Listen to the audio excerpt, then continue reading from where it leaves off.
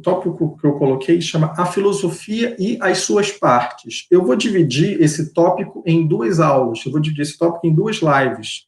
Então, a primeira live, eu vou falar principalmente das noções da filosofia realista de São Tomás de Aquino. A gente vai ver que há múltiplas filosofias, ou pelo menos múltiplas correntes filosóficas.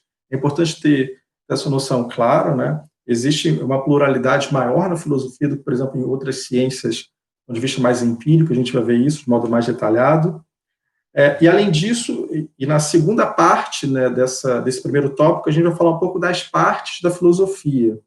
Como assim partes? Por exemplo, a biologia, você pode entender que as partes da biologia pode ser, por exemplo, a botânica, a zoologia, são como se fossem ramificações, divisões, digamos assim, de uma ciência. Então, as partes da filosofia são, digamos assim, as divisões da própria filosofia, na lógica, metafísica, na filosofia da natureza. Então, a ideia é que, na próxima aula, eu faça uma breve exposição das partes da filosofia, de modo semelhante, só que um pouco mais aprofundado, que eu fiz, explicitando, assim, na última live que eu fiz, eu coloquei algumas... Na verdade, eu passei pelos tópicos, só que agora, na próxima aula, eu vou, digamos assim, explicitar as partes da filosofia. Então, o que cada parte estuda, o que estuda um pouco a metafísica, para que depois a gente vá ver aos poucos cada uma dessas áreas. Só relembrando que o curso tem 25 tópicos, os 15 primeiros são predominantemente de filosofia, tem um ou outro, por exemplo, da ética, que é necessário também tocar algumas questões de teologia revelada, a gente vai ver isso, mas são principalmente de filosofia, e os 10 últimos são de teologia revelada. Então, nesse caso, nesse sentido, é importante, e eu vou especificar isso na segunda aula deste tópico, a gente vai ver as partes da filosofia, para quando a gente já chegar e ver esses tópicos depois, dessas partes da filosofia, quando a gente vai tratar um pouco mais detalhado, a gente já tem uma breve noção.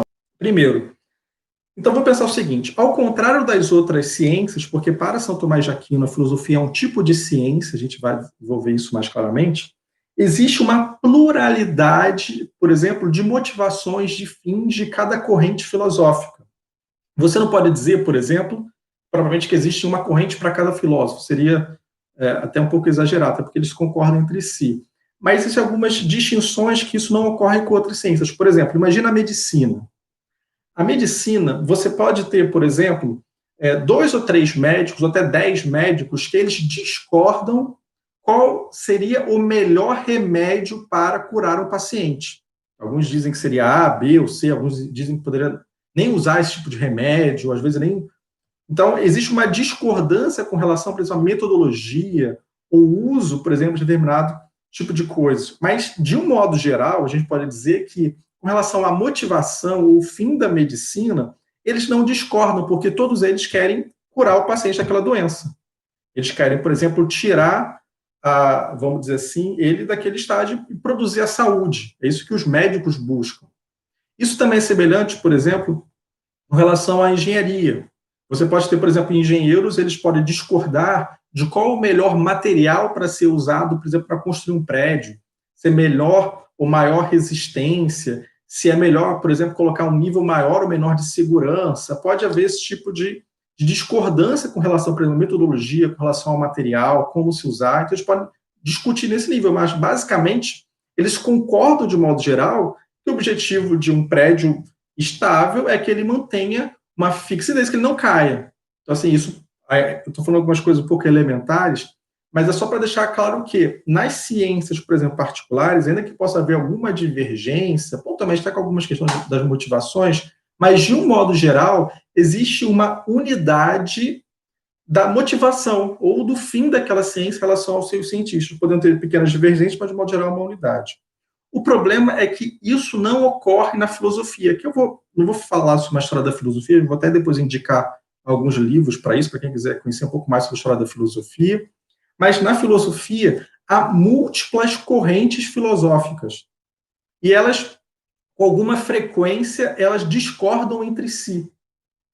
Então, por exemplo, você tem os materialistas, que defendem que só existe a realidade material, que é uma posição oposta à posição de São Tomás.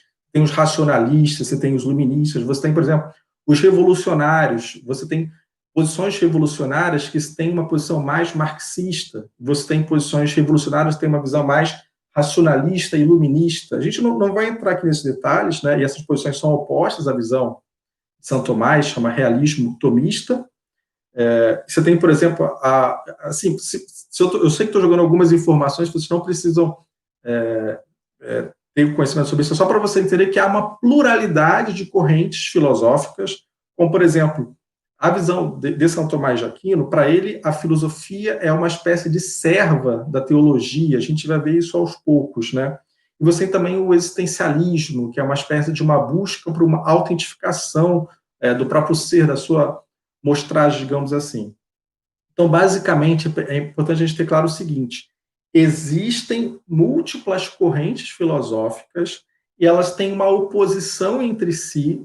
Essa oposição não é tão forte, não é tão nítida com algumas ciências particulares, como, por exemplo, a medicina e a engenharia, ainda que possa haver algumas divergências metodológicas entre os médicos e engenheiros de modo geral.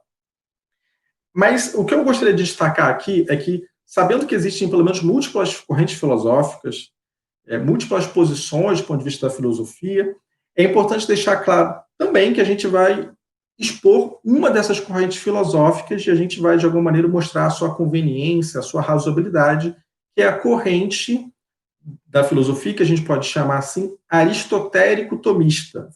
Por que aristotélico-tomista? Algumas pessoas já sabem, mas basicamente aristotélico-tomística é porque é uma corrente filosófica que tem coisas semelhantes que há na filosofia de Aristóteles e na filosofia de São Tomás de Aquino. Por isso, aristotélico-tomista. Né? Obviamente que existe uma série de divergências também entre o pensamento de Aristóteles e de São Tomás, principalmente São Tomás tem o elemento da fé, que é algo massivamente importante nesse sentido, só que, de alguma maneira, eles convergem no âmbito filosófico em certos aspectos. Existe alguma diferença, a ponto do próprio São Tomás chama Aristóteles de o filósofo por excelência, né? Ainda que haja uma série de divergências. Então, para começar, eu coloco assim, que é uma das coisas bem, a gente coloca basilares, assim, para o descobrimento, não digo descobrimento, mas o surgimento da filosofia, e essa motivação vai, digamos assim, explicitar o realismo, que a gente chama também, essa corrente filosófica, vai ficar aos poucos mais claro, que essa corrente filosófica de Aristóteles e de São Tomás se chama realismo, chamado realismo moderado, no fundo, porque se volta para a realidade, com o início, assim, filosofia, que é conhecer a realidade das coisas. A gente vai ver isso um pouco hoje. Mas, basicamente, a filosofia, ela surge na Grécia, pelo menos a filosofia ocidental, a partir de um espanto inicial, de uma admiração inicial da realidade. Então, os primeiros pensadores contemplaram, olharam a realidade, e a partir de uma espécie de uma admiração, como você vê algo belo, você fica como que admirado. Essa admiração, esse assombro, não é uma coisa que deixa a pessoa como algo de terror, não é isso, mas é uma admiração, um maravilhamento, alguma coisa assim bem que causa o que é isso que eu estou vendo, né? Que coisa é essa? Mas ela parte aí, que é importante já começar a colocar assim, porque é uma motivação do início da filosofia que estará contida no pensamento de Aristóteles e de São Tomás de Aquino, e isso não estará em outros filósofos. A gente vai ver isso aos poucos.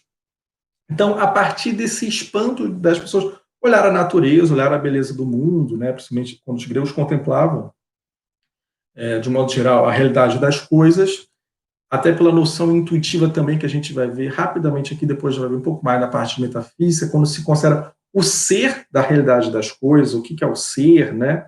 É uma coisa meio intuitiva, que a gente vai ver mais na parte de metafísica.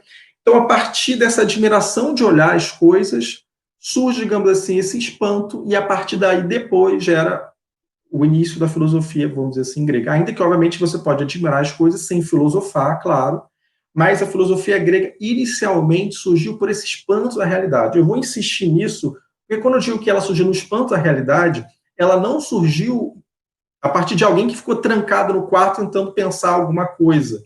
Ela não surgiu a partir de uma tentativa de revolucionária, de tentar subverter a ordem natural das coisas. Ela não surgiu a partir de uma visão idealista totalmente desplugado, sem ligação com a realidade, uma alienação. Não é isso. A motivação inicial da filosofia grega surgiu principalmente desse espanto de admirar a realidade das coisas, inclusive a beleza, inclusive a bondade das coisas nesse sentido, e a pessoa depois, os primeiros filósofos buscaram conhecer a realidade das coisas, conhecer o que há por trás, conhecer os seus fundamentos, conhecer as suas causas mais profundas nesse sentido. A gente não vai entrar aqui com todo o processo que aconteceu, que é atribuído inicialmente a Tales de Mileto, depois tem uma sucessão de filósofos, depois chega os pré-socráticos, Socrates. A gente não vai chegar nessas questões, a gente vai depois indicar alguns livros de história da filosofia, mas eu queria principalmente, inicialmente, destacar esse aspecto de que a filosofia, de algum modo, e a gente já pode colocar uma definição um pouco genérica, mas ela esclarece algumas noções básicas, ela é essa busca para explicar a realidade do mundo, do ponto de vista, conforme a visão de Santo Tomás de Aquino, dentro das suas causas ou dos seus fundamentos mais basilares. Então, por exemplo, vamos ver assim algumas realidades. Por exemplo, imagina o seguinte, vamos voltar ao exemplo da biologia. A biologia, ela busca estudar os seres vivos, né? Você vai pegar, por exemplo, ela vai, digamos assim, numa aula de zoologia, ela vai pegar os animais, vai tentar, o biólogo ele vai fazer dissecação, ele vai estudar como é que se dá, se esse animal, por exemplo, como é que é o seu coração, a distinção para o coração de outros animais, tem animais, como é que tem, não tem coração, como é que se dá essa distinção, por exemplo, né? Vai fazer uma série de catálogos, fazer até uma hierarquia, o nível de perfeição, menos perfeição, maior ou menor complexidade. Isso, por exemplo, o biólogo, nesse sentido, está estudando os seres vivos, nesse caso, está estudando os animais. Só que a biologia, ela já toma como dado a vida, porque ela não se questiona, por exemplo, o que é a vida. O que vai ser, a ciência que irá investigar as bases da biologia, nesse caso, a gente pode chamar a filosofia da biologia ou, de um modo geral, a filosofia da natureza. Não é a biologia que responde o que é a vida, é a filosofia da natureza que vai responder o que é a vida. A gente vai ver depois um certo princípio de unidade, de automovimento. Então, semelhante, por exemplo, à matemática. A matemática toma como base, o que faz a matemática? Ela tem uma série de questões, ela pode medir as questões de quantidade extensiva, tem geometria, tem uma série de noções, só que, por exemplo, ela não propriamente pergunta o que é o número. O que é o número, o que é a quantidade, porque isso são perguntas mais filosóficas nesse sentido. Você pode, por exemplo, estudar também questões sobre o agir humano, sobre estatística, questões de opinião, mas, por exemplo, as perguntas sobre o que é a felicidade, o que é a realização última do ser humano, o que é o agir voluntário, como uma pessoa se realiza, como uma pessoa chega, por exemplo, a um estado de angústia, o que é angústia, o que é o desespero, o que é a existência do ser humano. Essas questões que são mais profundas são, por exemplo, perguntas relativas à moral, que é uma parte da filosofia, que é a filosofia moral. Se divide em 3 partes, a moral individual, a moral familiar e a moral política. A gente vai ver isso depois. Então, o que eu quero dizer? De algum modo, a filosofia ela busca explicar, e a gente já está aqui indicando no caso da filosofia aristotélico-tomista, busca explicar a realidade mais, digamos assim, fundamental das coisas conforme a razão humana. A gente vai ver depois fazer umas distinções, porque a filosofia não parte dos dados da fé. A filosofia é um esforço humano para tentar explicar as realidades mais profundas das coisas. Para deixar isso claro. Essa, obviamente, que a gente vai ver depois, na parte de razão e fé, essa busca racional não é contraditória com a fé. Deus dá a razão e Deus dá a razão naturalmente ao homem e dá a razão sobrenaturalmente através da graça santificante. A gente vai ver isso. Mas, em última instância, é o próprio Deus que dá tanta razão quanto a fé. E se houvesse contradição na própria razão e fé dada por Deus, haveria contradição em Deus, o que é um absurdo. Nesse sentido, não há contradição. A gente vai ver isso em um pouco mais de detalhes, não há contradição entre a razão e fé. O que é importante ter claro é o seguinte, é que, deixando bem claro, a filosofia busca esses fundamentos últimos da realidade das coisas conforme o limite que a razão pode adquirir do ponto de vista natural.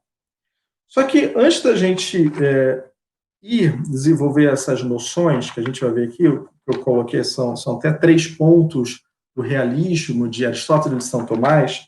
É importante a gente ver algumas disposições que a gente pode entender como disposições morais, vamos dizer assim. Quais são a diferença de disposições morais para intelectuais? Basicamente, você pode entender que existem 2 áreas do ser humano, a gente já vê isso também um pouco da antropologia filosófica, também moral. Você tem uma área que é moral e outra área que é intelectual. Quando eu digo intelectual, é quando eu estou dizendo, por exemplo, as noções teóricas, né? Por exemplo, e pode ser tanto do ponto de vista filosófico quanto do ponto de vista de outras ciências. Quando eu falo, por exemplo, da trigonometria, quando estou falando sobre que a soma dos ângulos internos de um triângulo é igual a 2 ângulos retos, 2 mais 2 é igual a 4, uma série de noções básicas da matemática, quando eu falo da lógica, né? Ou uma série de questões que são do nível intelectual, a gente está justamente no nível intelectual. No nível moral, a gente está no nível dos apetites, no nível das nossas disposições. Então, aqui é importante também ter claro que, para começar a filosofar, ou para começar a compreender filosofia, não é necessário você. Quer dizer, melhor. A inversão seria um pouco confusa. Vou colocar assim: é necessário que a pessoa tenha, de fato, não apenas uma questão intelectual, mas também boas disposições morais.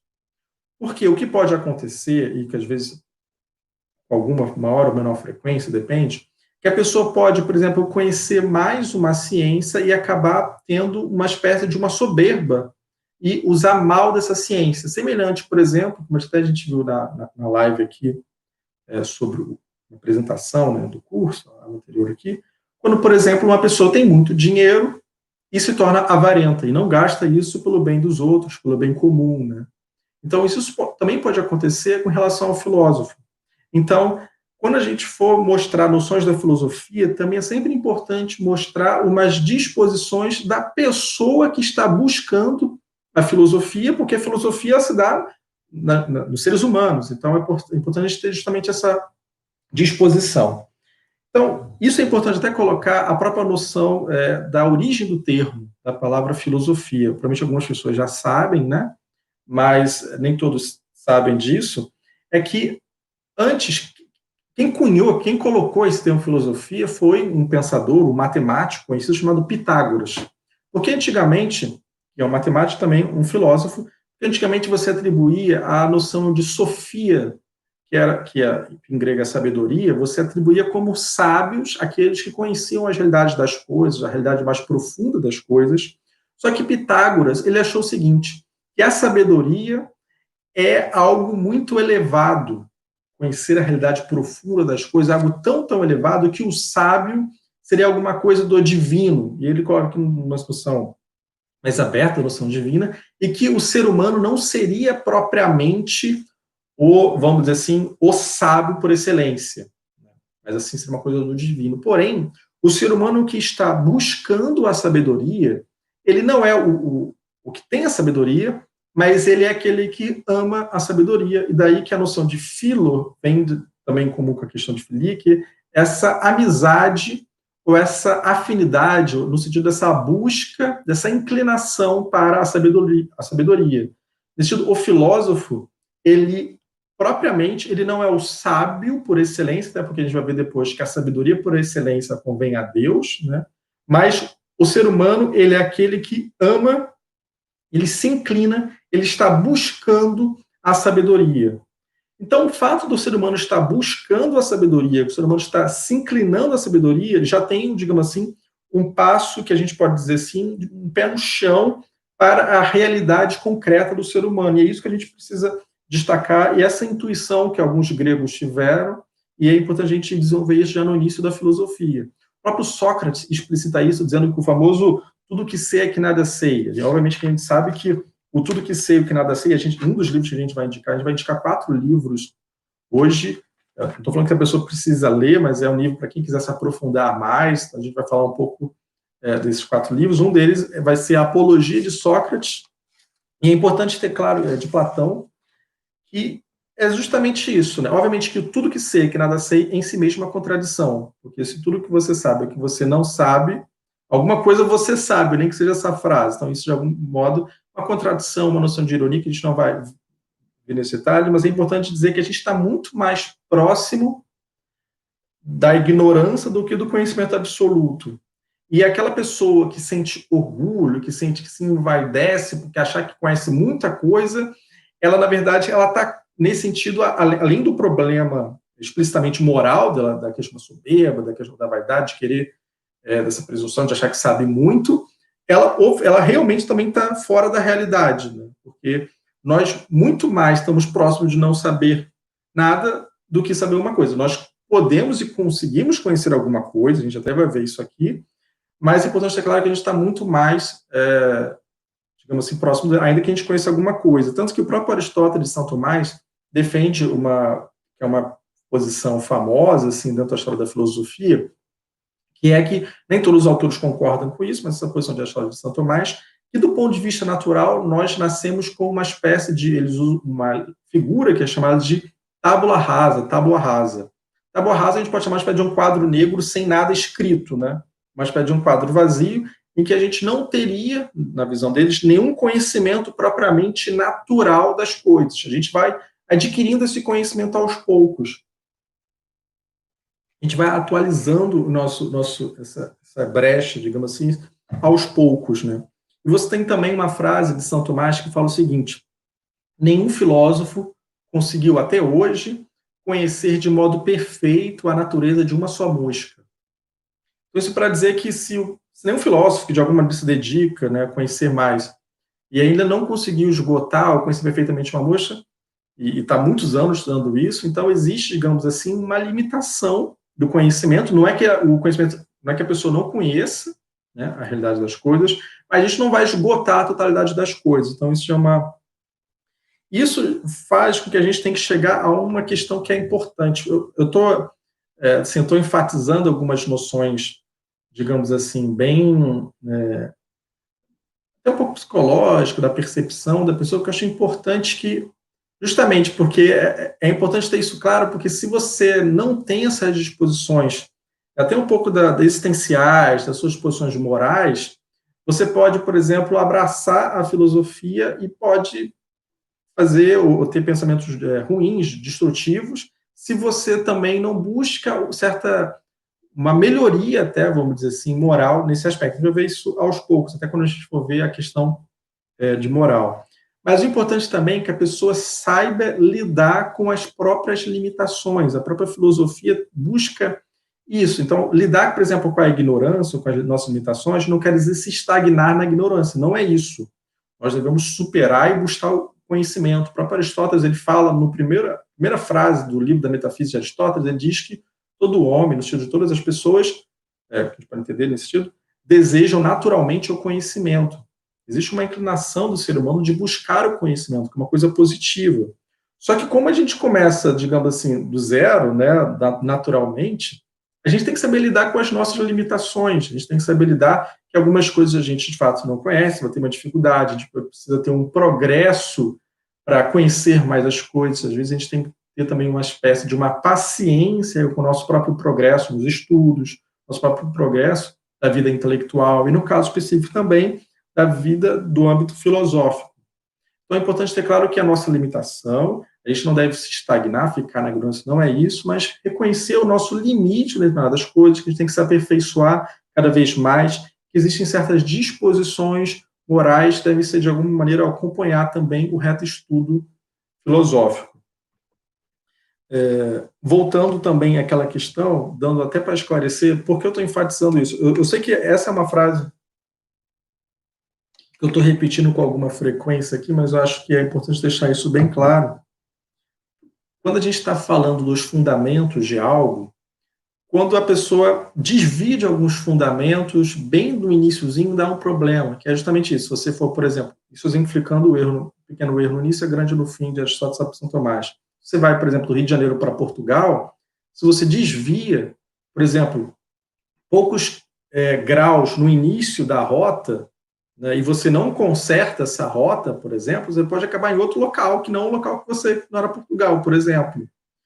Só que imagina isso, às vezes, por exemplo, ao longo da vida, por exemplo, a pessoa às vezes tem alguma coisa, ela não corrigiu certas inclinações, e é por isso também que existe uma dimensão da pessoa cada vez mais se voltar ao bem, né, se inclinar cada vez mais ao bem, porque justamente um erro no início pode ser grande se você não conserta esse erro, isso do ponto de vista existencial, tanto também quando você vai considerar essa pluralidade de correntes filosóficas, e algumas são até, vamos dizer bem direto assim, nocivas para o ser humano, considerando algumas coisas que elas expõem, né? Por isso que é importante ter isso mais claro. Então, basicamente, eu queria colocar aqui, e aí agora que a gente já colocou essas noções de morais, fez breve considerações da filosofia, é,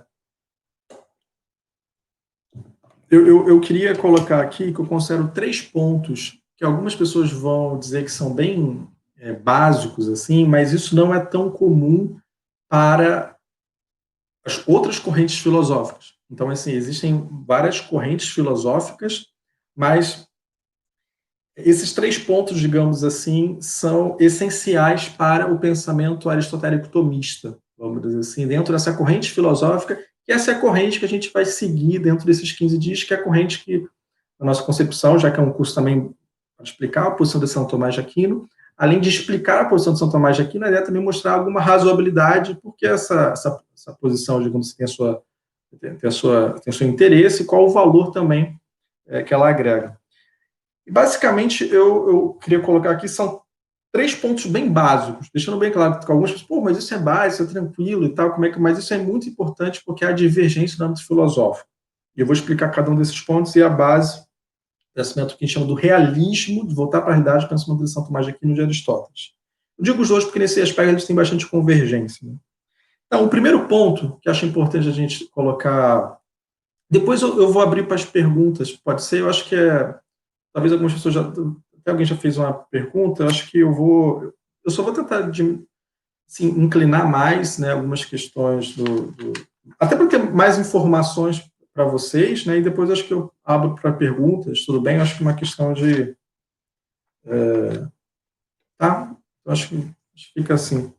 Então, os 3 pontos. O primeiro, deixando claro que são pontos que podem parecer, mas são pontos basilares para você colocar. O primeiro é o seguinte: existe um mundo que não depende do meu pensamento. Pode parecer uma coisa muito óbvia, mas assim, o mundo não começou quando, por exemplo, a gente nasceu. Existe uma realidade extramundo que ela não depende absolutamente de nada da nossa parte. Realmente que você pode até dizer, de fato, existe uma realidade que depende da gente, para pensar numa coisa, imaginar alguma coisa, de alguma... Tá, tudo aqui, depois eu respondo. Então, você pode, por exemplo, existe, digamos assim, a gente pode colocar algo mais aspas, uma espécie de um mundo particular na sua imaginação. Você pode imaginar uma série de coisas, isso não isso é tranquilo. Na verdade, é necessário também que haja a própria imaginação, auxilia no processo do conhecimento e tal. Só que eu quero dizer o seguinte: existe uma realidade extramundo, quer dizer, desculpa, também, mas existe uma realidade que é extra você, né? E ela existe independente do seu pensamento. Então, o mundo, tanto que, por exemplo, se a gente morresse vai morrer algum dia, né? O mundo vai continuar existindo, por exemplo, e ele começou antes da gente vir ao mundo. São questões óbvias, mas é sempre importante ter essas noções mais claras. Isso quer dizer o seguinte: isso quer dizer que a gente deve encarar a realidade. Obviamente que às vezes é difícil encarar a realidade, às vezes a realidade tem uma crueza, digamos assim, uma coisa assim, que às vezes pode nos afetar, às vezes as pessoas, uma questão traumáticas, assim, a gente não vai entrar tanto detalhe com isso, mas às vezes há uma dificuldade de encarar a realidade como uma coisa independente, por exemplo, de nós. Então, uma das coisas que acontece, por exemplo, eu não vou entrar em questão, mas só para dar um exemplo, né, quando uma pessoa tem, às vezes, um grande trauma, o que é? Ela tem, às vezes, houve uma dor muito forte na pessoa, algum momento da vida, algum tipo de desespero, algum tipo de sofrimento, marcou muito a pessoa. Então, a primeira coisa que ela faz, às vezes, até com um movimento de autodefesa, né, para não querer reviver aquela dor de modo tão intenso, ela evita, Ela evita, digamos assim, e tira aquilo dentro do mundo dela. Obviamente que um psicólogo, um terapeuta vai trabalhar técnicas para que a pessoa, aos poucos, né, conforme, digamos assim, a própria, uma melhor aproximação aos poucos, na medida que a pessoa possa encarar as coisas, entender o que está acontecendo, poder encarar a realidade. Existem técnicas para isso, existe até um tempo para que isso possa ser digerido aos poucos, mas o mais importante é ter claro que é necessário encarar a própria realidade das coisas como algo independente de uma projeção meramente mental, uma coisa independente da minha mente. Tanto que uma das coisas que acontece também, e aí é uma das técnicas, obviamente, dentro do processo também psicanalítico, da terapia, é que quando a pessoa consegue, por exemplo, falar aquilo, é o início também de um trauma, por exemplo, é o início também do processo até da melhoria, porque quando a pessoa tem um trauma muito forte, ela não consegue nem verbalizar, e quando você também verbaliza a coisa, você dá um sentido à coisa, você dá uma dimensão da realidade, pelo menos subjetiva.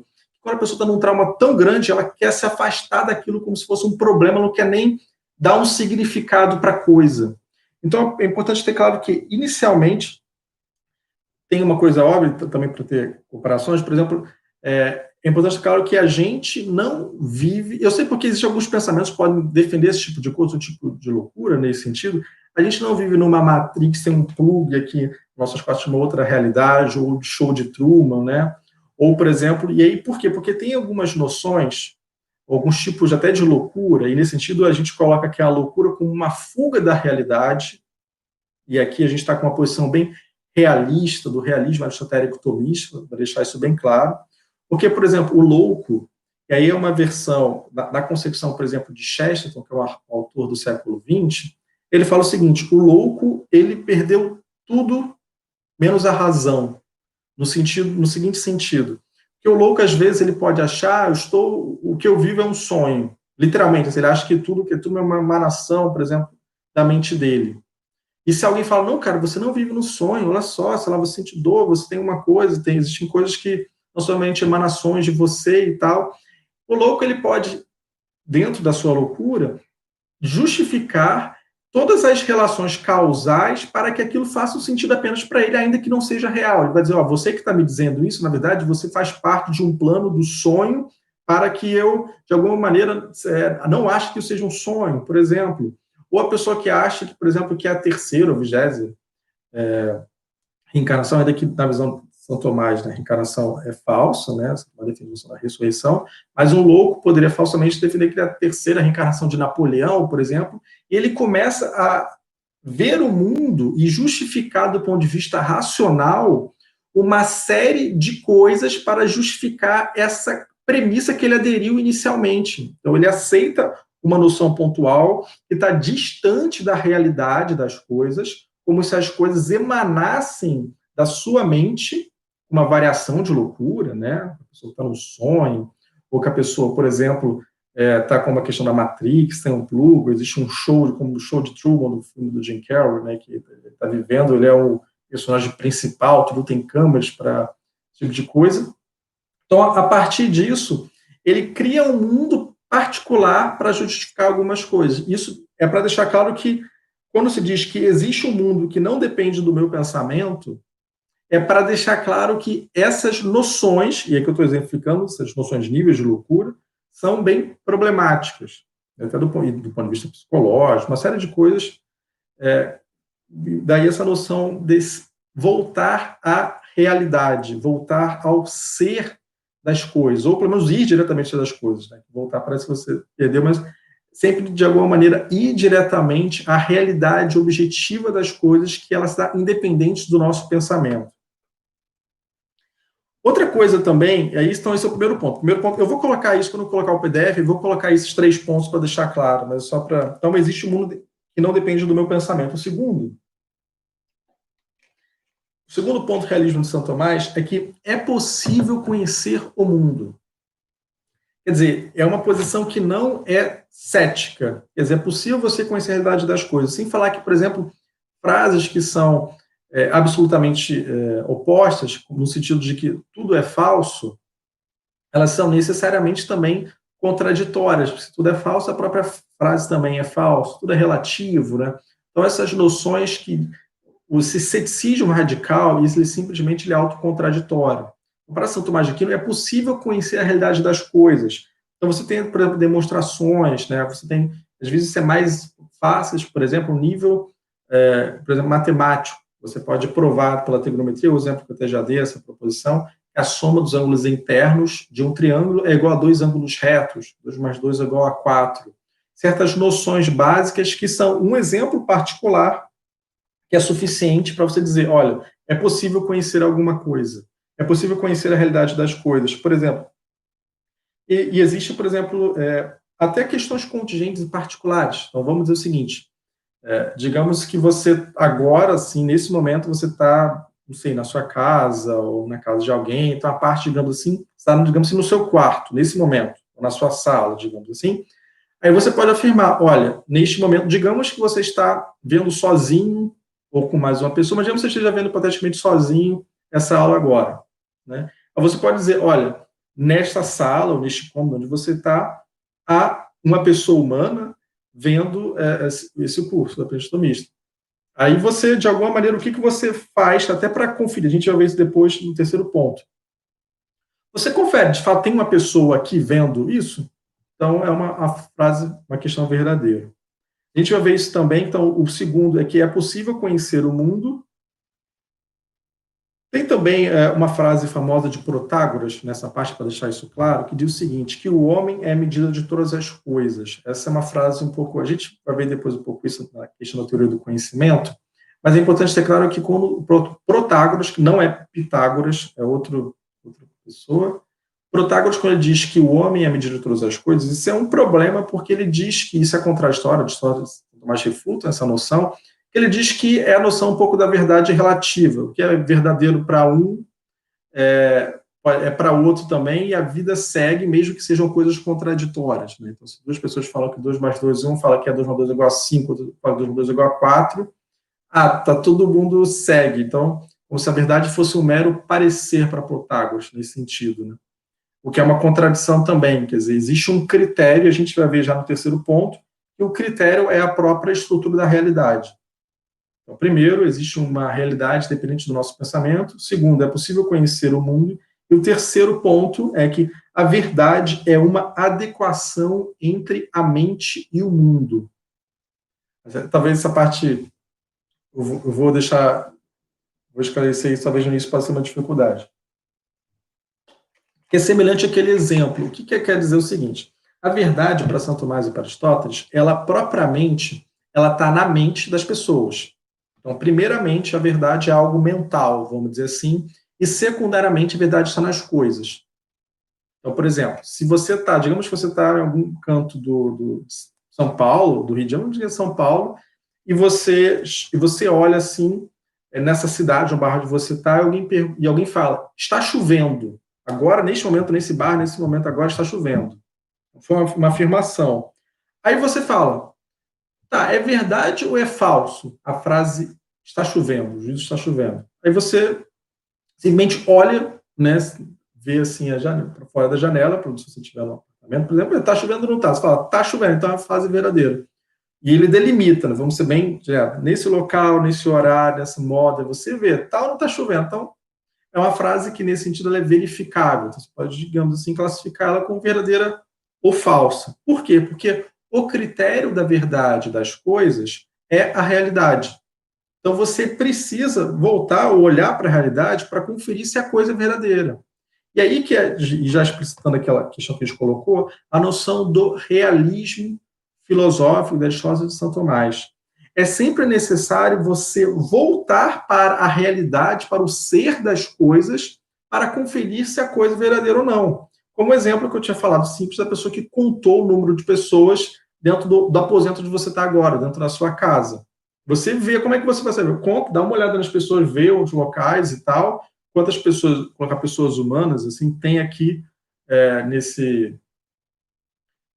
nessa casa, você fala, sei lá, tem uma, tem duas, tem três, tem quatro, então há 4 pessoas, se alguém afirmar que há 5, que há 20, é uma falsidade. Você não deve se delimita, né? Local, no tempo, desse modo, você fala dessa maneira. Então, sempre essa questão da se inclinar à realidade como o critério de juízo das coisas é, digamos assim, o principal. Então, vamos colocar, são 3 pontos. O primeiro, existe um mundo que não depende do meu pensamento.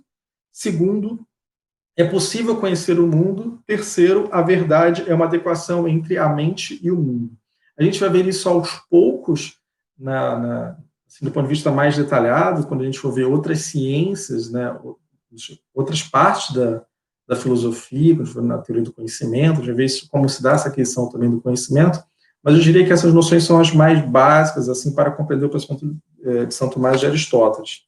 Aí você fala, por que isso? Porque existe, por exemplo, um sofista, só para vocês terem uma ilustração de pensamentos discordantes do realismo da história de São Tomás. Tem uma frase também muito conhecida na história da filosofia, que diz que digamos assim, também tem um jogo de palavras, no sentido de que, não palavras, mas tem algumas disposições, né, que aparentemente tem algumas problemáticas que falam o seguinte, isso Gorgias, né, um sofista conhecido, que se opõe a essa visão que a gente está vendo aqui. Ele fala assim, nada existe, se existe, não pode ser conhecido, e se conhecido, não pode ser explicado. Obviamente que tem até uma possibilidade de pluralidade de interpretações, se é o nada existencial, se é o nada da ontológica, a gente não vai entrar muito nessas questões, mas isso é para deixar claro que existe uma pluralidade de correntes filosóficas, algumas que têm uma influência maior ou menor do ceticismo, maior ou menor distanciamento da realidade, e por isso que é importante enfatizar que dentro dessa pluralidade a gente busca escolher uma que, de alguma maneira, volta para o ser das coisas, busca entender o ser das coisas, parte desse princípio, dessa admiração pelas coisas, desse reconhecimento do valor das coisas, desse espanto inicial para tentar compreender o que é a coisa, o que é aquilo. Isso dentro da pluralidade das coisas, o que é uma árvore, o que é a vida, o que é a árvore é uma coisa mais ideologia, mas assim, coisas mais fundamentais, né? Que constitui, por exemplo, a realidade primeira das coisas, ou de modo geral. Né? Então, você tem essas disposições, você tem essas correntes, e também você tem, por exemplo, algumas posições mais relativistas que também se distanciam da realidade e elas muitas vezes são contraditórias. Algumas são contraditórias do ponto de vista da mera contradição da afirmação, né? Tudo é relativo, ou tudo é contraditório, ou nada existe, como a gente viu, que nada pode ser conhecido, se nada pode ser conhecido, você de alguma maneira está conhecendo alguma coisa, nada pode ser conhecido. Então a pessoa, quando ela expressa alguma coisa, ela já acaba sendo quase que o contraditório da sua própria afirmação, né, sob certo aspecto. E se não pode ser comunicado, como é que ela está me comunicando esse tipo de coisa? E você percebe uma significação que está sendo dito da frase, ainda que seja absurda, mas você percebe alguma coisa que está sendo dita ali. Outra coisa também, há as contradições do ponto de vista entre o teórico e o prático, também isso é importante. Se você for considerar, por exemplo, um filósofo mais cético, ao oposto que a gente está vendo aqui, há alguns que dizem o seguinte, se tudo é relativo, ou, por exemplo, você não pode classificar, ou você não pode conhecer as coisas, você não pode afirmar sobre as coisas, mas aí o Aristóteles fala o seguinte, olha, se tudo é relativo, se você não pode classificar as coisas, então por que você eventualmente considera que quando o médico fala para você tomar um remédio X, em vez de você, por exemplo, tomar o remédio X, por que você não vai comer grama, sei lá, eu não recomendo que as pessoas comem grama, mas eu estou justamente dizendo que quando você, de alguma maneira, aceita certos pressupostos, por exemplo, de uma autoridade médica, de um tipo de conhecimento, você pode até pontualmente questionar, mas como é que é isso? Pode pedir a explicação. Mas dentro de um relativismo radical, em que você diz que não é possível conhecer absolutamente nada, ou que você não pode ter um conhecimento sobre determinadas coisas, uma coisa é você não esgotar a natureza da coisa. É uma coisa que o próprio realista Tomás falou, nenhum filósofo conseguiu esgotar, conhecer perfeitamente a idade de uma mosca. Mas você pode conhecer certas coisas das coisas, né? Mas não quer dizer que você vai esgotar.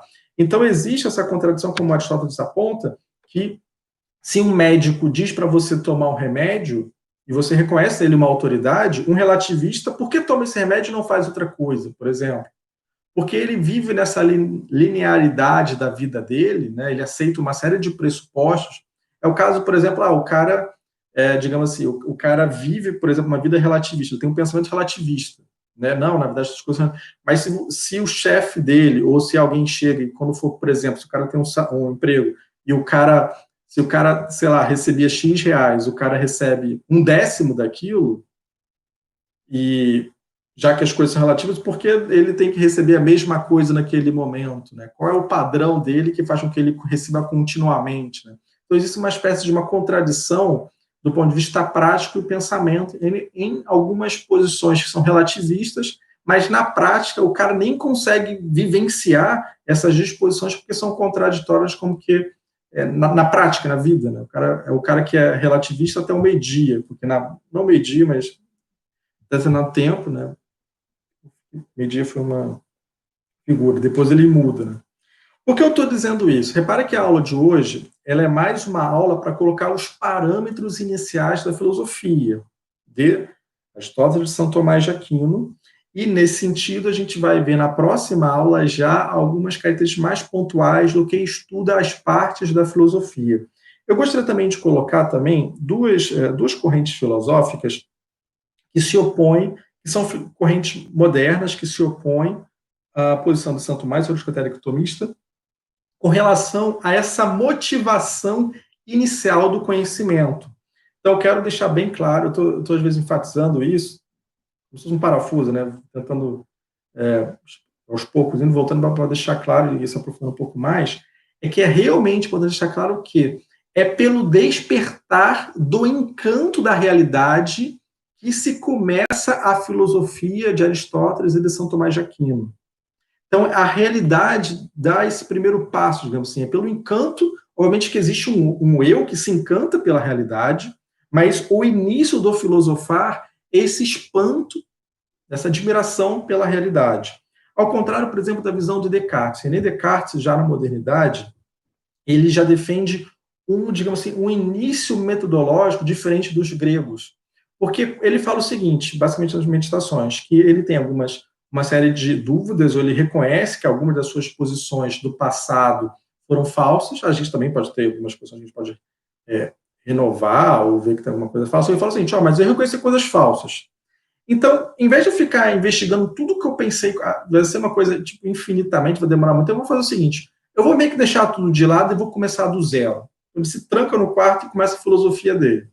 Então, uma filosofia que meio que nega tudo e começa do zero, ela já não é, e começa trancado no quarto, vamos dizer assim, ela já não é uma filosofia que começa pelo ser da realidade. Eu quero também deixar claro que essa posição de Descartes, já vi um pouco do Kant, eu não quero dizer que essa posição seja idêntica a algumas posições que eu coloquei aqui, do cara que é o relativista, ou do show de Truman, ou o cara que pensa em Matrix. Não necessariamente, ainda que o próprio Descartes considera uma espécie do gênio maligno, mas chegar de alguma rechaço, mas eu quero dizer o seguinte, são posições diferentes, né? Mas eu quero dizer que, de alguma maneira, Descartes, quando ele começa falando que tem que revisar praticamente todas as proposições e começar algo do zero a partir do cogito, o que é o cogito, né? Tem a frase famosa do Descartes chamada cogito ergo sum. Cogito é penso, logo sou, né? Penso, logo existo, né? Daí depende. Penso, logo sou, mas geralmente é traduzido por penso, logo existo. Sum. Mas por quê? Porque o início do filosofar para Descartes, ele parte do cogito. O cogito é penso, é do cogito, eu penso, nesse sentido. Só que, para Descartes, o cogito é o início da filosofia. Então, o início da filosofia não é essa admiração pela realidade do mundo, pelo ser das coisas que, de alguma maneira, nos encanta, nos inclina a conhecer a realidade. Você pergunta, o que é isso? O que está motivando? Quais são as causas do que eu estou vendo, que estou percebendo, dos dilemas essenciais? Quais são as causas mais profundas? Que é a visão realista. Porém, a visão de Descartes, não. Ele nega tudo e começa a trancar no quarto para tentar pensar as coisas a partir do ego, assim, no sentido do ego, do eu dele, do cogito dele, cogito como penso, né, a partir do pensar dele, nesse sentido. É importante ter claro que aí tem umas distinções entre a posição do Descartes e a posição dos medievais. Em geral, os medievais, como Santo Tomás, tinham uma posição, não toda, mas uma posição que de alguma maneira era aceita, de modo geral, na Idade Média, não, de alguma maneira, que era a noção de nós, de alguma maneira, que estamos filosofando, estamos buscando conhecer essa verdade mais profunda do ponto de vista racional das coisas, da filosofia, nós somos como anões em ombros de gigante, que é uma figura, digamos assim, utilizada para mostrar que os antigos, eles são como anões, porque eles consideraram as grandes questões da humanidade, os gregos, os medievais, nesse caso ele estava mais se referindo aos gregos, né, os medievais, e nós podemos olhar a partir desses anões, ou acima do ombro, pelo menos no ombro deles, pelo menos, nós somos alguns pequenos, estamos aos poucos considerando as questões que eles colocaram. Obviamente que quando dizemos anões em ombros de gigante, não quer dizer que em algum momento nós, por exemplo, não podemos contestar esses gigantes. Podemos, e se os gigantes falam coisas problemáticas, vamos contestar. O próprio São Tomás contesta algumas posições de Aristóteles, de Platão, por exemplo, mas antes de contestar, conhece. A pessoa sabe o que está contestando, muitas vezes. Então, a pessoa analisa, vê os argumentos, pega a experiência que os antigos passaram, porque, nesse sentido, se você for perceber, o movimento cartesiano, nesse sentido moderno, ele é um movimento em que, se você defende que a filosofia sempre começa com o eu, a história não é tão importante, porque a história, na verdade, ela tem que ser suspensa ou deixada de lado, porque é o eu de cada pessoa que vai fazer o filosofar. Então, a história acaba tendo... Também tem uma série de questões, até política, relações, a gente não vai considerar isso. Mas um medieval, quando ele se coloca como anões em ombros de gigantes, ele não, obviamente, considera que os anões são verdades absolutas e inquestionáveis. Não é isso. Ele considera o valor desses gigantes, pode até talvez superar, ainda que, mas pelo menos ele contém, pode ser uma superação relativa, ele contesta alguns pontos e demonstra, né, nesse sentido ele pode ver além, e aí dessa coisa de ver além dos ombros, uma superação a gente pode chamar assim, de relativa nesse sentido, mas pelo menos ele considera o que os antigos fizeram, toda aquela história da argumentação, daqueles diálogos, o que eles colocaram como verdade, o que eles defendem, quais são as posições. Isso é muito comum, inclusive, em Aristóteles. Aristóteles, ele que você possa discordar do modo como interpreta os antigos, por exemplo, na Metafísica, no início da Metafísica, um livro famoso de Aristóteles, ele vai considerando uma espécie, ele vai fazendo, não é propriamente uma história da filosofia, mas ele vai fazendo uma exposição do que outros pensaram sobre aquele tema. Vai ver que recolhendo as questões que foram tratadas ali, e depois ele vai dar o trato dele, vai, isso aqui faz sentido, isso aqui não faz sentido, ele vai como que tentando fazer uma apresentação que toma como base o que os outros disseram, né, nesse aspecto.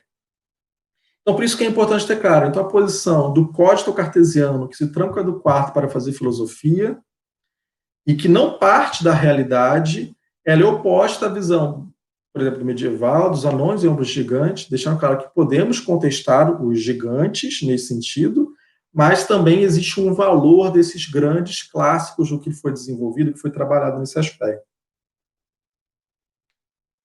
Tem também uma questão que é um pouco mais complicada, eu não queria desenvolver tanto isso hoje, talvez a gente possa desenvolver um pouco do conhecimento.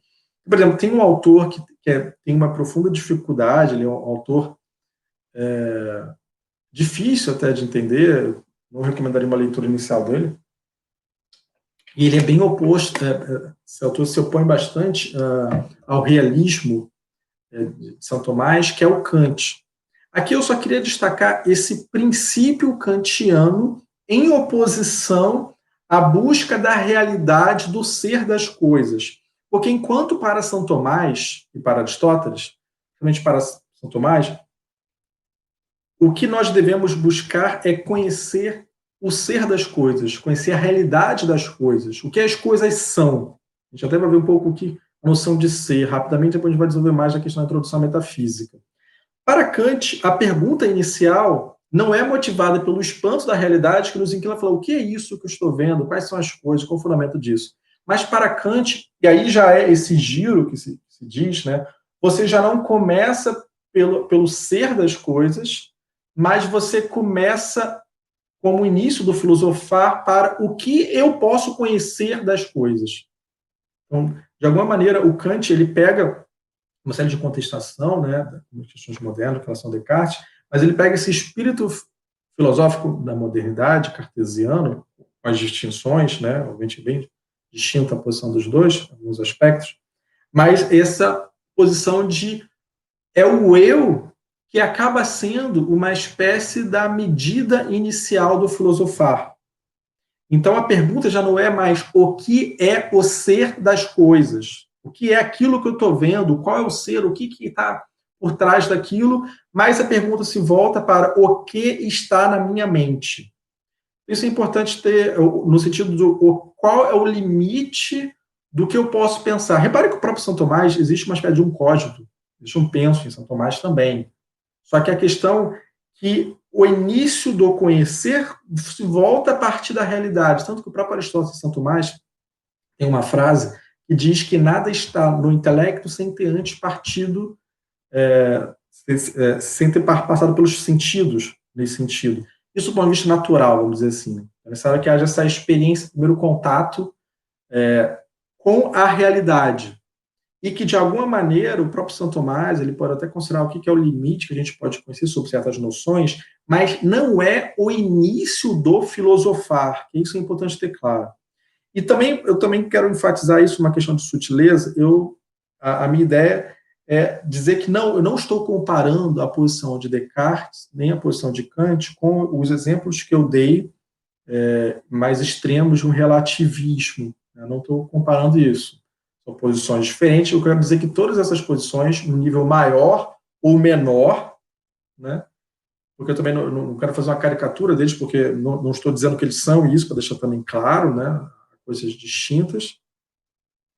Mas eles são, digamos assim, opostos em maior ou menor grau com a posição realista de São Tomás de Aquino e de Aristóteles, para deixar claro.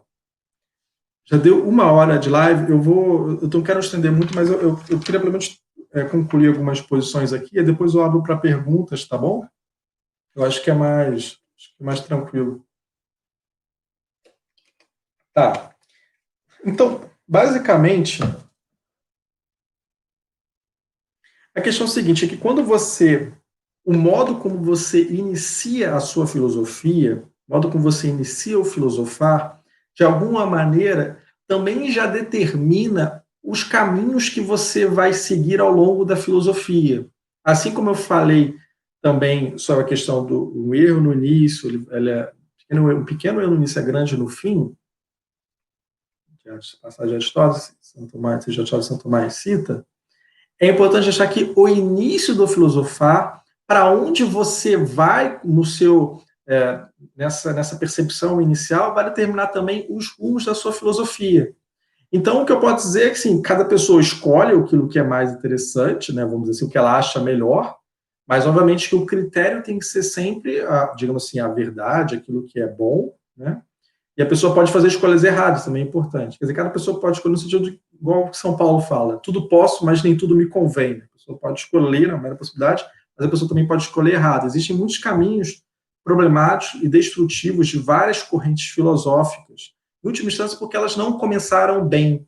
Por isso que eu estou tentando mostrar essas questões. Basicamente, você pode dizer, né, e aqui eu já mais algumas considerações, que há duas grandes correntes filosóficas. Você pode dizer que há outras correntes filosóficas, pode dizer que algumas são ramificações dessas correntes, mas pode dizer que pelo menos há duas correntes filosóficas, grandes correntes filosóficas, que basicamente são as correntes realistas e as correntes idealistas.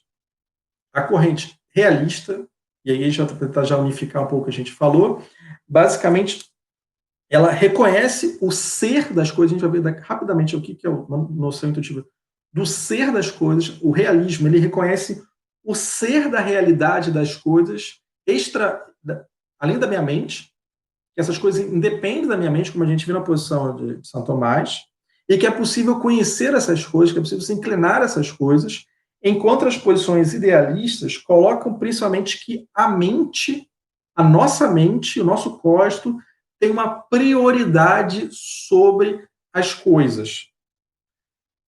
Assim, não necessariamente, a gente está dizendo que o caso mais radical disso, do idealismo, nem é o caso necessariamente dos autores que a gente viu, é o chamado solipsismo, que é uma espécie do ismo sozinho, né? Você acha que só você existe, tudo é uma emanação de você, que é um tipo de loucura, que é um tipo de radicalização do idealismo. Essas correntes não necessariamente defendem isso, mas é uma espécie do idealismo exacerbado, né? Que na verdade tudo que importa é sua mente, as projeções de você, que até pode chegar a sentir um estado de loucura, esse tipo de coisa. E o realismo coloca os pés no chão, nesse sentido, porque ele reconhece uma objetividade das coisas, o ser das coisas, e não dá uma prioridade para o seu intelecto para começar a filosofar, ainda que, obviamente, o conhecimento das coisas está no intelecto. Existe um código, só que não é a partir daí, para São Tomás, mas não é a partir daí que começa a filosofar. Das coisas. E também uma coisa que é importante deixar claro, a gente vai explicar isso quando a gente for ver uma introdução à metafísica, que eu acho que é o tópico, deixa eu ver aqui, eu acho que é o tópico 14, a introdução à metafísica, quando a gente for ver, a gente vai ver essas noções sobre o ser, né, os transcendentais, essas distinções, a gente vai ver isso de modo mais claro, isso no tópico 14. E a gente tem que ver primeiro, antes de ver a questão introdução à metafísica, a gente tem que ver as noções da analogia na lógica. A gente vai até em escadia para tentando compreender essas coisas. Mas, basicamente, aqui eu só vou jogar um conceito aqui, quer dizer, uma noção. Eu peço que vocês não sentem um pouco intimidados, mas basicamente é o seguinte. É só para vocês terem uma noção, para a gente estar falando do ser. Basicamente, o ser é um ato mais perfeito e íntimo de todas as coisas. A gente vai ver isso melhor as coisas são, né? Tem o próprio ser, o verbo to be, o esser latino, né? O to be em inglês, que implica que as coisas são, só que elas são de modos distintos. Existe um ser de umas coisas e esse ser é independente do nosso pensamento. Eu só vou fazer uma pequena distinção aqui, abrir um parênteses, talvez depois a gente vai explicar essa introdução à metafísica, mas talvez, eu só espero que, talvez algumas pessoas também no centro podem não entender essa estudo que a gente vai ver aqui rapidinho, só para um parênteses, mas é importante deixar claro o seguinte, já vi algumas pessoas podem talvez pensar na possibilidade de que o ser é o gênero máximo, né? Mas é importante deixar claro que a noção de ser é uma noção intuitiva. Então, assim, não faz muito sentido, não é possível você definir o que é o ser, porque na definição você vai supor o ser, porque todas as coisas de alguma maneira são, e elas são sob determinado aspecto, e Deus é o ser por excelência. A gente vai ver isso as coisas são por participação. E que o ser não é. A gente vai ver isso mais detalhe. Talvez você possa não entender isso, mas eu acho que é importante só para a gente colocar isso, depois a gente vai rever isso com mais detalhes, é importante ter claro. O ser não é o gênero máximo de todas as coisas, como o conceito mais universal de todas as coisas, como um gênero. O gênero aqui a gente está falando do ponto de vista lógico. Né? Por exemplo, quando você diz assim, um animal racional. Então, o animal é um gênero, né? Racional é a diferença, digamos assim, específica desse gênero. O ser humano é um animal racional. Você tem o gênero e a diferença específica, digamos assim. Gênero e diferença específica. Repare que quando você diz animal, não está na definição de animal por si mesmo a noção de racional ou irracional necessariamente. Porque você pode ter um animal, a noção de animal, no gênero animal, você pode ter. Isso aqui é um parênteses, tá? Só para. Mas você pode ter na noção de animal que ele seja racional e você pode ter na noção de animal que ele seja irracional. Por exemplo, um cachorro é um animal irracional. Então, na noção do gênero animal, não está em si mesmo necessariamente racional ou irracional, mas há a possibilidade de abarcar a diferença específica de ser racional ou irracional. Só que se eu digo que o ser é algo que é mais universal, eu coloco num conceito, num gênero lógico nesse sentido, eu estaria dizendo que as diferenças específicas desse gênero, elas teriam que ter alguma coisa que não são, mas todas as coisas de algum modo são.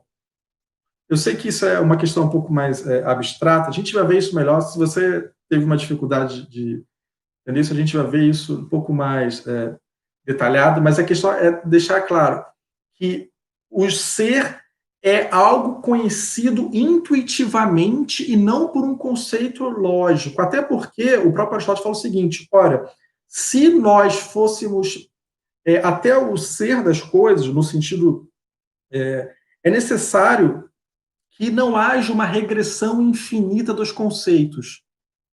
Porque se houver uma regressão infinita dos conceitos, você, no fundo, não acabará não conhecendo nada. Então, é necessário que haja alguns fundamentos das coisas, que esses fundamentos sejam intuitivos, que são os primeiros conceitos. A própria noção de ato, a própria noção de ser, são noções que são adquiridas por uma espécie de e a intuição no sentido mais aberto, assim, uma percepção indemonstrável da realidade. Você, diante das coisas, você percebe essa intuição, que esse ato que as coisas são.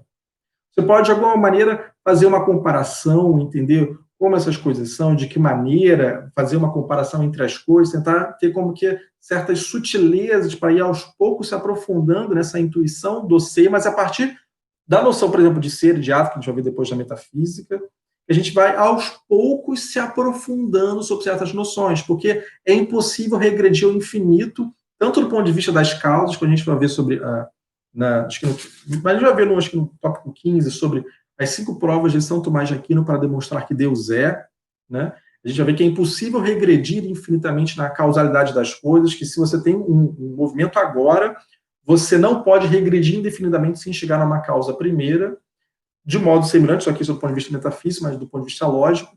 Se você tiver uma explicação para alguma coisa e você não tiver um ponto fixo para dizer, não, eu conheço isso intuitivamente, você faria uma regressão infinita de explicações e você nunca chegaria a nada. Né? Eu acho que se você vai, o que é isso? Isso, na verdade, é um tipo disso. Mas o que é isso? Então você fica numa... É necessário que você tenha um isso, vamos dizer assim, alguma coisa, que ela é algo que, de alguma maneira, ela é meio que intuitiva, vamos dizer assim. Nessa intuição você vai, aos poucos, de alguma maneira, entendendo melhor a noção das coisas. A própria noção de ato e potência também é isso que eu vou colocar aqui. Então, o ser é uma noção intuitiva, vamos dizer assim, Eu só peço que, quando a questão de gênero, não fique, se tiver dificuldade, não sei, algumas pessoas talvez tenham entendido, outras pessoas também não sei, que a gente vai ver isso melhor quando a gente vai ver lógica, a noção dos conceitos de gênero do ponto de vista lógico, da espécie, né, diferenças específicas, a gente vai ver isso na questão das contradições, e principalmente na questão de ver a introdução à metafísica, porque a noção do ser para São Tomás, a analogia do ser, é algo bem fundamental do pensamento de São Tomás de Aquino, né, que distingue ele de outros pensadores. Deixa eu ver, tem 1h13, eu quero, de live, eu quero só concluir uma parte aqui, depois eu faço as indicações dos livros, depois eu abro para as perguntas, tá bom? Essa primeira aula, acho que ela vai passar um pouco mais do tempo, mas acho que é importante para a gente ter um primeiro contato, assim, né? Mas a minha ideia, a princípio, é que tenha 1 hora, no mínimo, né? E depois um pouco mais mas que não, assim, não passe de 2 horas, né? Essa é a ideia. Então, mas talvez a próxima aula seja um pouco menor, porque eu já estou colocando algumas noções aqui. Então, beleza. Então, o último ponto que eu queria ver é o seguinte, é que as ideologias que têm um certo princípio, em algumas concepções mais idealistas, vamos dizer o seguinte, o que elas são? As ideologias é uma espécie de concepções, né, de mundo, vamos dizer assim, que elas priorizam um aspecto da realidade em detrimento de outro, ou em detrimento do ser, que mostra uma integralidade da coisa. Porque o ser humano, o ser de alguma coisa, mostra a coisa na sua integralidade. Digamos assim, na sua totalidade, que está ali, digamos assim. O ser é algo mais próximo à perfeição, e é como um ato, nesse sentido, da coisa mais íntima, mais elevada das coisas, que as coisas são, né? Tanto o ser humano, quanto, enfim, a realidade das coisas. Uma ideologia, ela tende a enfatizar um aspecto do ser humano, que de fato até existe do ser humano, só que ela enfatiza esse aspecto em detrimento do ser humano. Então, por exemplo, o próprio Nietzsche afirma a questão da vontade de potência do ser humano. Nietzsche afirma, de alguma maneira, não que de alguma maneira a gente não tenha uma vontade de potência, a gente tem que de alguma maneira frear isso, a gente tem que agir conforme a vontade de Deus, né? A gente reza até para agir conforme a vontade de Deus, só que existe até uma coisa, uma vontade até destrutiva, nós querer se afirmar com vontade de potência. Quando você coloca e define o ser humano por esse aspecto, você enfatiza excessivamente, por exemplo, a questão freudiana, que enfatiza excessivamente a sexualidade como algo muito mais elevado. Obviamente que a sexualidade é algo importante, ela tem que estar integrada dentro da pessoa, dentro do ser humano, nesse sentido, mas ela não é o aspecto mais importante do ser humano, é um aspecto importante da dimensão da pessoa humana, mas não é um aspecto mais importante. Então, por exemplo, isso também, por exemplo, questões revolucionárias, em que posições em que as pessoas são vistas como instrumentos para atingir a revolução, nesse sentido, são posições em que as pessoas podem ter instrumento, por isso, nesse caso, uma coisa destrutiva, uma revolução destrutiva, nesse sentido, ruim, né? Revolucionária. Só que, nesse aspecto, você enfatiza um âmbito da pessoa, alguma coisa da pessoa, em detrimento do seu ser total. Tem correntes, por exemplo, o próprio existencialismo sartriano, que enfatiza essa autenticidade, mas sem que haja, por exemplo, essa busca de Deus, que é um existencialismo mais ateu, né, de algum modo. Então, você tem posições, de alguma maneira, destacam um aspecto da realidade e consideram esse aspecto da realidade, né, ou pode ser pela questão econômica excessivamente, né, ou a questão política, né, ou a questão, por exemplo, da questão da sexualidade, ou a questão, por exemplo, da afirmação de si. Repare que o ser humano ele pode ter essas atuações, e, por exemplo, a política, nesse sentido, a sexualidade tem alguma importância para o ser humano, mas o importante é você erigir como se fosse um aspecto, e você como maluco. É como se fosse, por exemplo, se você quem já viu, por exemplo, quem tratou em filtros, por exemplo, às vezes Photoshop, algumas questões assim, imagina que você vê tudo azul, né? Eu estou de azul, assim, você coloca um filtro azul nas coisas, você pega só aquelas cores. É assim que vê mais ou menos uma pessoa que tem uma posição ideológica nesse sentido. De fato, as cores também têm um aspecto azul, só que quando você vê tudo azul, você vê tudo naquela ótica e você não reconhece as outras cores do ser que está ali. Só que quando você vê, por exemplo, o ser da coisa, estuda a realidade na sua totalidade, na sua integralidade, você vê as cores no seu aspecto mais perfeito, na sua maior multiplicidade de coisas, nesse sentido.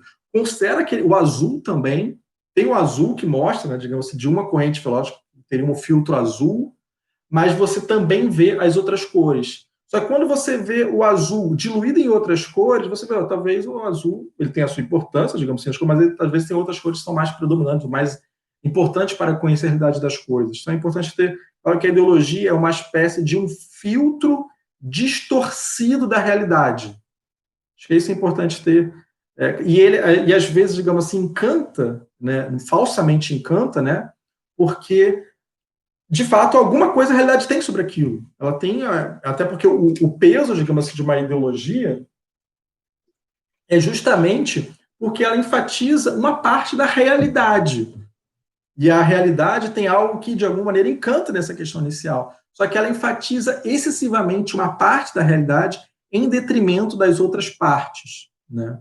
Ou pelo menos tira o ser total da coisa e acaba vendo apenas uma lupa e acaba muitas vezes pervertendo a própria coisa que veio de uma coisa, veio de um modo só, vamos dizer assim. Então é isso, acho que tem 1 hora e pouquinho, né? Eu gostaria de, depois de terminar, e depois eu abro para as perguntas, né? Outra coisa, provavelmente eu não vou conseguir responder todas as perguntas agora também, né? Ou se eu perceber que a pergunta pode ser muito longa e como a sala já está um pouco... Na pior das hipóteses, ou eu vou responder no grupo, eu posso responder talvez privadamente a pessoa, mas a ideia é também responder mais no grupo. Se eu não conseguir responder aqui, provavelmente vou responder no grupo, ou em último caso, para a pessoa que fez a pergunta. Tá? Às vezes for uma questão muito... Então, eu vou indicar aqui 4 livros para pessoas que estão começando a estudar filosofia. 2 livros são, digamos assim, de autores pensadores já consagrados, e principalmente os 2 primeiros, e 2 são mais de manuais, né, história da filosofia, para a pessoa ter uma noção. O primeiro é um livro bem curto, assim, a pessoa fica à vontade, eu sei que provavelmente a pessoa não vai conseguir ler para o próximo sábado, mas é uma questão ver a sua disponibilidade. Alguns livros são muito grandes, não vai dar mesmo, assim, eu acho muito difícil. Por exemplo, a primeira é a Apologia de Sócrates, que é a Apologia de Sócrates no caso de Platão, sobre a noção de ser fiel ao bem, né, dentro do julgamento, né, de ter fiel a certos princípios do ponto de vista certo, noção natural, vamos dizer assim. Então, acho que é algo importante para pegar aquela noção que a gente estava falando certas disposições morais com relação à filosofia. É importante ter a questão intelectual, a filosofia de um modo estudo intelectual, mas é necessário que haja também essas boas disposições, essas retas disposições, essa humildade inicial para estudar filosofia. O segundo ponto são as confissões de Santo Agostinho. Você fala, por que confissões de Santo Agostinho? Primeiro, assim, ainda que não seja a parte mais importante que a gente vai lidar, eu já vi um pouco comum se estudar, por exemplo, uma parte, não sei se é no meio, para o final, que fala sobre a questão do tempo, né?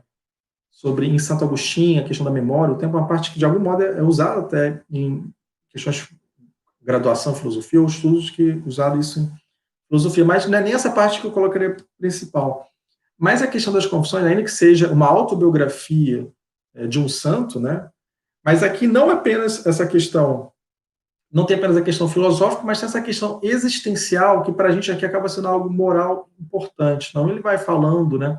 Todo esse movimento de uma vida que ele teve em pecado, né? E depois de ser, também pela ajuda, também para a intercessão da sua mãe, que ajudou, e Deus deu a graça, né? Sua mãe Santa Mônica, que ajudou para que ele se convertesse, voltasse a Deus, né? Ele também tem todo um movimento filosófico e teológico também que ele vai aderindo, digamos assim.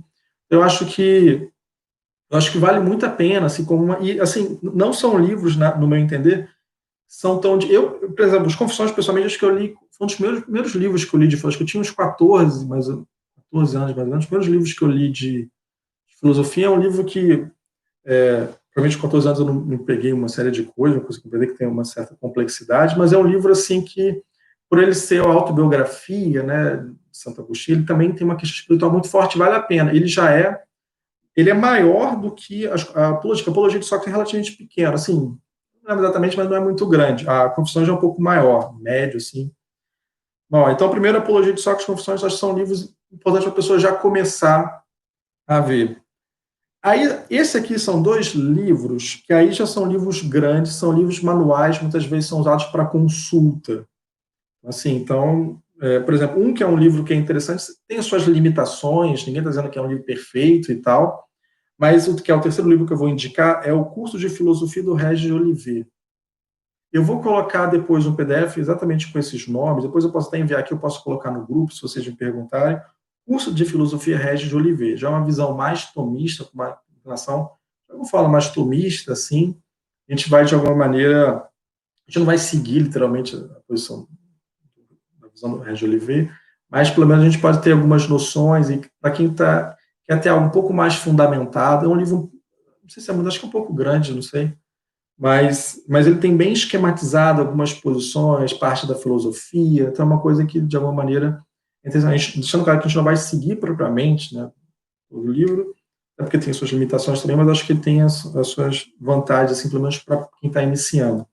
E o quarto, que é um livro muito bom, mas é muito grande, né, que talvez, às vezes, você indica, assim, mas você pode até intimidar as pessoas, assim, que é a História da Filosofia, o volume 1 do Reale. Você pode ler todos os volumes, mas eu indicaria primeiro o volume 1, que é mais, acho que é dos antigos, acho que medievais, se não me engano.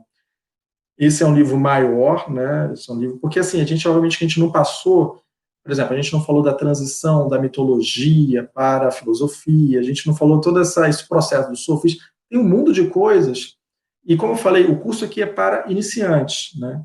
E a gente não quer também se deter em tantas coisas que não estão exclusivamente mais próximas da posição, que é um curso de introdução ao pensamento de São Tomás de Aquino. Né? A gente está focado aqui, mas deixando claro, quem quiser se aprofundar nessas coisas, pode me perguntar, se eu souber, eu posso buscar ou também outras indicações, se se aprofundar mais nessas noções, entender também, de alguma maneira, na medida das possibilidades, ajudar a formação das pessoas, porque que é isso, porque, na verdade, quanto mais formação a pessoa tem do ponto de vista filosófico, do ponto de vista teológico, ela consegue reconhecer também, do ponto de vista prático, entre outras coisas também, que uma série de discursos, inclusive do ponto de vista político, inclusive do ponto de vista moral, estão contaminados com uma série de filosofias que estão como que encobertas nesses discursos. Né? Então, você conhecendo também essas posições, você também fica até um pouco...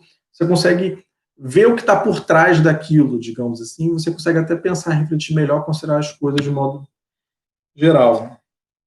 1h25. Qual o autor do livro da História da Filosofia? É Giovanni Reale. Eu vou depois, Giovanni Reale. É um autor relativamente bem... Tem outros da filosofia, mas eu considero essa uma ótima... Alguém tem uma pergunta? Agora que é a parte da... Deixa eu ver aqui...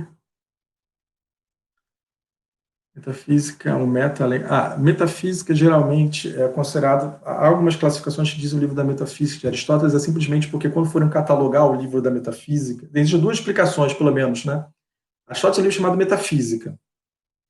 Aí há quem diga que o livro é chamado Metafísica só porque um cara, alguns anos depois, né, foi classificar o livro e não tinha o nome, e o livro estava depois da física, o meta como se fosse além, e o Aristóteles é um livro da física, então o meta seria estar além, depois da física vem a metafísica.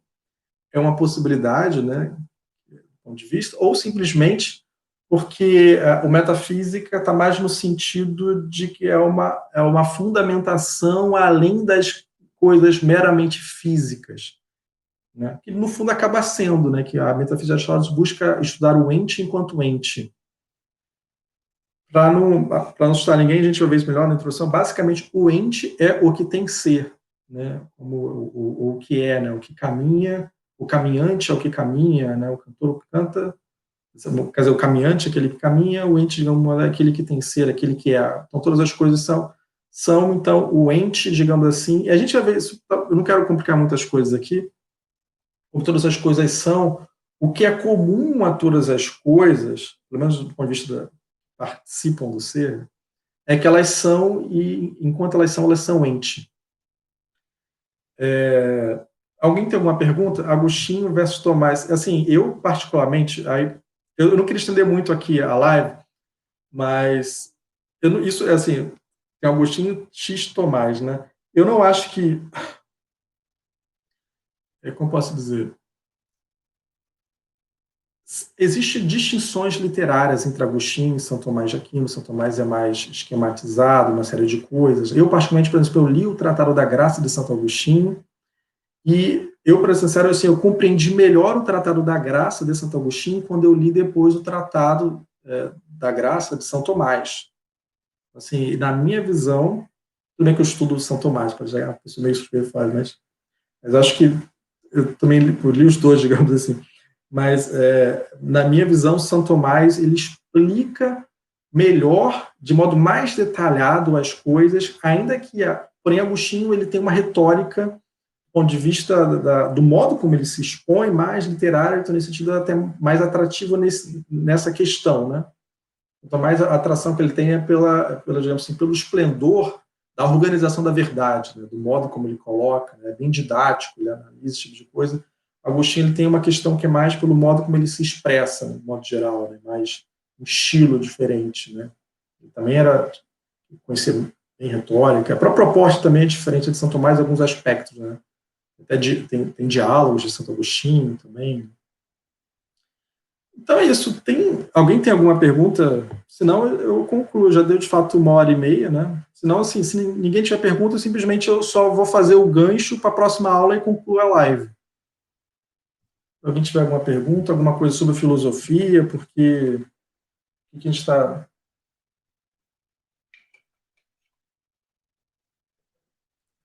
Há a possibilidade de conjugar a metafísica com moral poética? No sentido... você pode dizer o seguinte, que a pergunta que foi feita, se é possível... A gente já vê isso aos poucos ao longo do curso. O que eu vou fazer é algumas perguntas que eu possa dar. O ideal seria perguntas que tivessem um pouco mais... Mas eu vou tentar responder, que é o seguinte. Se é possível conjugar a metafísica com moral ou ética em São Tomás? De alguma maneira, você só pode buscar o fim último, que é a realização do ser humano, a sua felicidade última, do ponto de vista intelectual, você entender isso, se você souber o que é o ser humano, o que é, quais são as coisas, né? Então de alguma maneira, existe algo, digamos assim, algo integral, né, uma junção entre a moral e a metafísica no pensamento de São Tomás, porque a realidade do que as coisas são, de alguma maneira, vai implicar qual é o fim devido para elas, que é o fim da moral, né? É importante entender a noção básica de questões, o que é o ser, e depois o que é em relação ao ser humano, com questões de antropologia, para depois você se aprofundar para qual é a realização, qual é o agir pelo qual a pessoa deve atuar, né? Inclusive depois a própria realidade da graça, para a pessoa, é necessário que haja uma atuação divina, né, para que a pessoa possa ir ao céu. Então, tem algumas questões. Eu vou só responder para não ficar muito longo. Assim, existe de fato distinções entre a posição. A gente já vê talvez um pouco a teoria do conhecimento entre a posição platônica, ou pelo menos a questão sobre a questão vamos dizer assim, da questão platônica e a questão da teoria do conhecimento aristotélica, né? A gente vai ver isso, digamos assim, aos poucos, mas, por outro lado, São Tomás ele também tem certas noções do platonismo. A gente vai ver isso quando a gente estudar algumas noções de participação, né? Mas eu acho... A questão do trívio foge um pouco. Eu posso depois até ter mais alguns tipos de material, depois, se quiser, posso até passar. Mas, assim, eu vejo que não tem muita questão diretamente aqui. Tem uma questão que tem diretamente, mas eu vou concluir a live, porque já tem 1h30. Eu também não acho, assim, por mim seria até bem tranquilo, mas acho que passando de 1h30, a ideia tem uma coisa entre 1 hora e 1h30, para não ficar também muito longa, assim, né, para a pessoa não... Tudo bem? Então, eu acho que tá ok? Eu vou concluir, então, a live, pode ser? Então, eu vou concluindo, eu só vou um pouco falar eu recomendo que vocês se inscrevam, né, no grupo. Eu vou colocar lá na parte de comunidade o link do WhatsApp, o link do Telegram, para a gente poder trocar informações, até para algumas dúvidas que talvez isso aqui pode ser um pouco mais, hoje um pouco do assunto, assim, então lá eu posso talvez indicar melhor, ou colocar algum texto, explicar algumas noções mais detalhadas. E que também vocês possam perguntar uma coisa que não precisa ter diretamente ligado ao assunto também não, mas é só para ficar à vontade assim. Na próxima aula, talvez ela seja um pouco menor do que essa, eu vou ver, porque basicamente aqui a gente falou algumas noções introdutórias sobre o que é filosofia. Na próxima aula a gente vai ver propriamente as partes da filosofia. A gente vai tentar ver o que estuda a lógica, o que estuda a metafísica.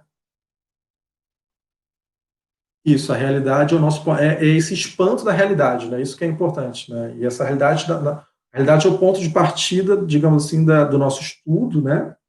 E, de algum modo, é esse espanto que a realidade nos causa, que causa uma admiração, e nós nos inclinamos para tentar explicar, de alguma maneira, o que a coisa é, né, na sua integralidade. A gente vai ver melhor isso quando a gente for ver na vida física. Então é isso, mas na próxima aula eu vou começar a dar, talvez agora para ter ficado um pouco mais aberto, mas a ideia é tentar estabelecer bem as bases. Na próxima aula eu vou esclarecer mais as partes da filosofia, o que estuda um pouco a lógica, o estudo da metafísica.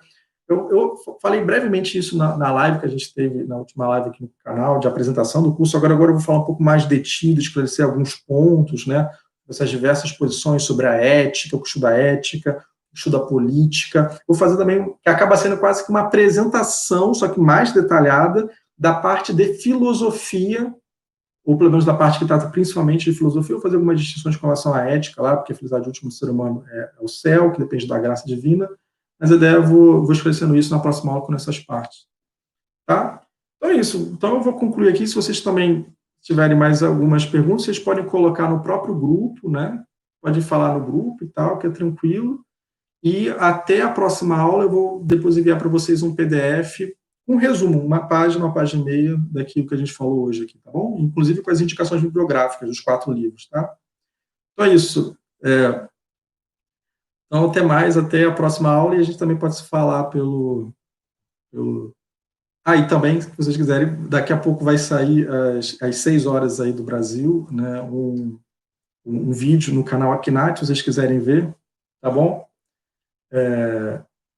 Sobre uma questão, enfim, acho que sobre um motivo pelo qual não há acidente em Deus. Um vídeo curto, assim, mas se querem dar uma olhada, então vai sair 6 horas no Brasil.